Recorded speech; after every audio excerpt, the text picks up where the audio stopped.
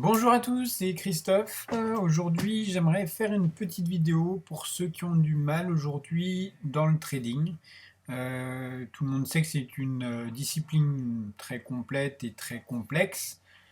Et aujourd'hui, je souhaitais faire un petit point avec vous, mais surtout ceux qui n'arrivent pas à passer un cap, c'est-à-dire le cap d'être positif en trading.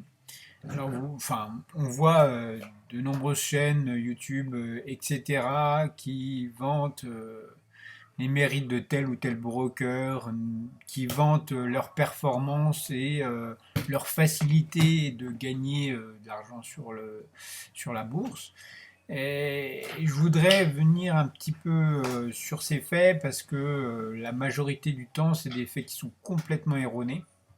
C'est très compliqué de gagner de l'argent en bourse, notamment quand on fait soit du day trading, du scalping ou du swing trading. D'accord. Et je voulais voir avec vous qu'est-ce qui fait que 90%, 95% des personnes perdent de l'argent en trading. Et vous aider justement pour éviter de cumuler des pertes et finalement euh, clôturer un compte bêtement. Je vais prendre l'exemple de mon trading, hein. Comme vous pouvez voir, là, je suis parti avec un solde inférieur et je le fais progresser tranquillement. Le but étant pas de gagner de l'argent, c'est de protéger son capital. Pour protéger un capital, qu'est-ce qu'on fait? Alors, vous voyez, aujourd'hui, j'ai pas fait énormément de trades. J'ai gagné 10 euros, donc en points, ça équivaut à 20 points, sachant que je trade à 50 centimes d'euros le point. Vous voyez, donc il faut qu'il y ait une cohérence déjà, première chose, qu'il y ait une cohérence sur l'argent que vous avez à trader dans le trading. Hein.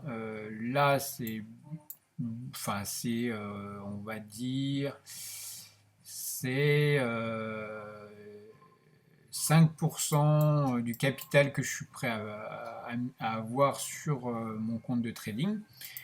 Et vous voyez que je suis largement en sous-levier. Euh, pour être sur le SP500, pour être au levier 1, je pourrais trader à 4 euros le point. Euh, Personnellement, 4 euros le point, c'est beaucoup trop pour moi. Alors, même en levier 1, c'est psychologiquement difficile à tenir, hein, surtout quand on n'a pas 50 ans d'expérience. J'ai 4 ans d'expérience en trading, donc c'est la première chose qu'il faut vraiment faire attention, c'est-à-dire avoir un levier presque ridicule. Hein, un levier de 0, 0,20, 0,10, 0,20, 0,30, voire 0,50 pour débuter. Donc ça veut dire quoi un levier 0,50?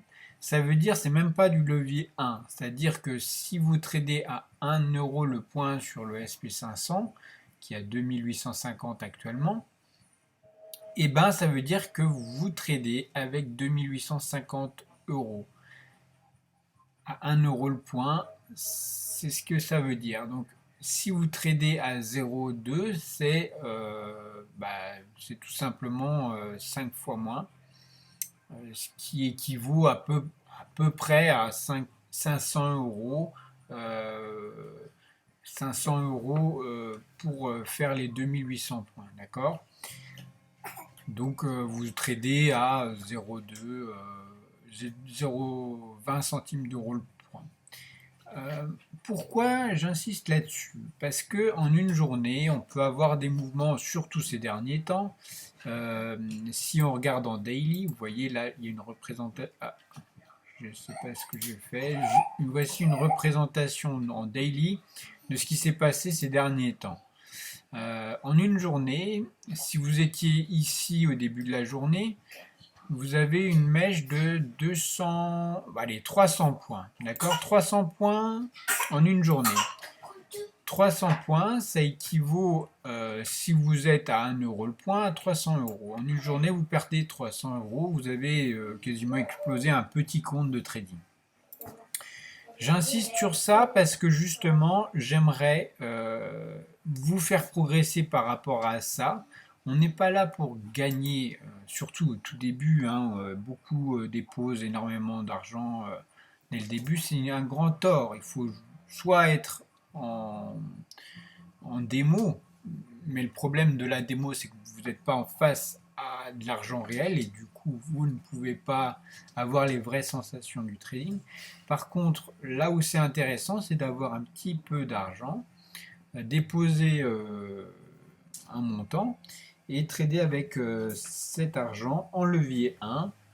Et si vous ne déposez pas tout comme moi, parce que je ne veux pas déposer tout mon argent sur Admiral Market, mais une partie, 10, 20, 30%, peu importe, et ben vous tradez avec le capital que vous avez, mais avec un levier bien inférieur à 1. Pourquoi? Parce que tout simplement, si ça se passe mal, admettons, vous avez pris une position, vous voulez avoir un PRU meilleur, vous avez pris une position ici, ça vient à descendre pour rechercher la S1 journalière. Vous pouvez reprendre une autre position ici et une troisième ici. Avec un levier 0,2, vous êtes à 0,75 au cumul des trois positions. Vous êtes avec une position qui a un prix de revient unitaire environ autour de la S1. Et très souvent, ce que l'on a, c'est un rebond sur la S1. Et pour débuter, c'est ce qu'il y a de mieux, on va dire.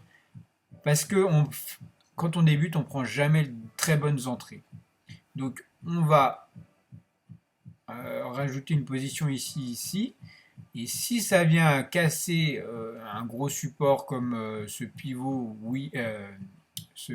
hebdomadaire, et ben là on va quitter la position. Mais ça vous laisse quand même un champ d'action beaucoup plus important, comme vous voyez. Hein, ici on a entre ici et ici on a 25 points. Ça vous laisse 25 points de possibilité de gagner. C'est-à-dire que au lieu de prendre directement 1 euro le point ici ou 0,75 points, vous le répartissez en une pause ici, une pause ici, une pause ici, et vous allez être à 0 ou en positif à ce niveau-là. Si bien que si vous aviez pris 1 euro le point ici, ça descend là et ça remonte ici, vous êtes toujours en négatif. D'accord? Alors que si vous avez trois positions, vous revenez ici, un débutant arrive à être flat et peut sortir de sa position parce que le PRU est autour de là. Moi, c'est la façon dont je procède. Hein. Je ne dis pas qu'il faut moyenner à la baisse, non, du tout. Il faut savoir s'arrêter. Hein. On a un endroit où on s'arrête. On sait que le maximum, c'est le même maximum que l'on ferait avec 1 euro le point.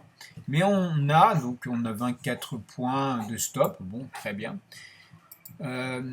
Mais ce maximum, on va le séquencer en 3 pauses. Alors bien sûr, les gains sont beaucoup moins importants jour après jour pour celui qui sait trader. Mais vu que vous débutez et que vous ne savez pas trader, c'est très encourageant de cumuler des petits gains, même si on a tort au début. D'accord? Donc ça, c'est la première chose que je conseille à tout type de débutant. Hein. Vraiment, choisissez un levier un sous-levier. Mettez-vous vraiment dans la peau de quelqu'un à votre niveau, c'est-à-dire, désolé pour le bruit ambiant, hein, c'est mettez-vous à la place de ce que vous êtes et pas d'un cadre où vous voulez. Beaucoup se lancent en trading pour gagner de l'argent absolument. Ben, désolé, hein, si vous n'avez pas compris qu'il y a un apprentissage avant, et ben vous faites fausse route. Donc la première chose, c'est ne pas déposer 4 000, 5 000, 10 000 euros, mais un montant un peu de l'ordre de 500, 600 euros Pourquoi? Bah, tout simplement, si vous venez à tilter vraiment de façon importante, vous n'explosez pas votre compte. D'accord? Si vous avez, je ne sais pas, 10, 20, 30 000 euros, vous êtes prêt à investir dans le trading pour votre apprentissage, alors déposez seulement 5 à 10% sur votre broker. Ça vous permet de prendre des positions. Moi, avec 600 euros, vous voyez, je peux prendre des positions jusqu'à 4 euros, quasiment 4 euros le point sur le SP500, ce qui équivaut à 10 000, à des entrées en position de l'ordre de 10 000 euros. Donc, avec le levier possible sur mon broker. Donc, ça n'a aucun intérêt de déposer la totalité de son compte sur son broker. Donc, ça, c'est la deuxième chose, c'est déposer 5 à 10% de votre capital. Pourquoi? Parce que si ça se passe mal, vous tiltez, vous vous mettez à acheter à fond avec plein de positions, vous allez ruiner votre compte, d'accord, en, je sais pas, une 30, 40, une cinquantaine de points qui tombent d'un coup, vous ne comprenez rien, votre solde est complètement à zéro, vous avez un appel de marge de cinglé, hop, vos positions sont clôturées. Et généralement, quand on a un appel de marge, le broker ferme votre position avant que vous puissiez faire quoi que ce soit. Et généralement, vous n'avez plus assez de sous pour reprendre des positions aussi importantes qu'avant. Donc ça vous oblige à de nouveau faire un dépôt. Et là, psychologiquement, vous verrez que de devoir encore déposer avec l'argent qu'on a sur son livret ou sur son placement, c'est beaucoup plus parlant psychologiquement. Donc vous allez perdre beaucoup moins d'argent grâce à cette façon de trader et la façon dont j'ai de gérer mon trading. Donc sous levier, dépôt de 10 à 5 à 10%, pas plus. Et troisième chose, spécialisez-vous. Pourquoi je parle de spécialité?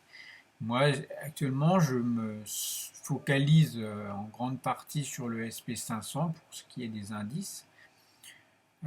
Pourquoi? Parce que c'est un indice qui est encore abordable. À 1 euro le point, on est autour de 2861 points. Donc, c'est quand même beaucoup plus abordable que de trader sur le Dow Jones qui a 24 000 points actuellement et qui peut faire des fluctuations énormes par rapport à ce que moi je suis capable d'encaisser.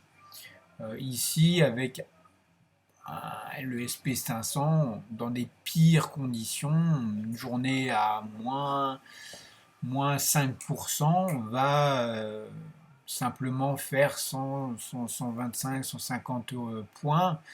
150 points, ça va pas me griller entièrement mon compte, même si je suis à 1 euro le point. D'accord? Donc en ça, choisissez bien votre indice sur lequel vous allez trader, parce que l'indice, c'est... Enfin, testez-en plusieurs. Hein. Moi, je me suis arrêté sur le SP500 parce que je trouve que la dynamique est plutôt américaine en ce moment. C'est eux qui gèrent un petit peu les fluctuations. Le matin, le DAX, le CAC 40 sont très calmes. Et les vrais mouvements se font l'après-midi. Et le SP500, c'est une sorte de réplique du Dow Jones, mais avec beaucoup moins de points. Donc, moi, ça me va bien. Peut-être que vous, ce sera le Nasdaq, peut-être que ce sera le DAX. Trouvez votre indice fétiche. Et si vous êtes sur les matières premières, ben, trouvez votre matière qui convient bien.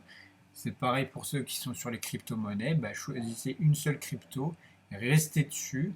Et moi, je fais mon apprentissage là-dessus.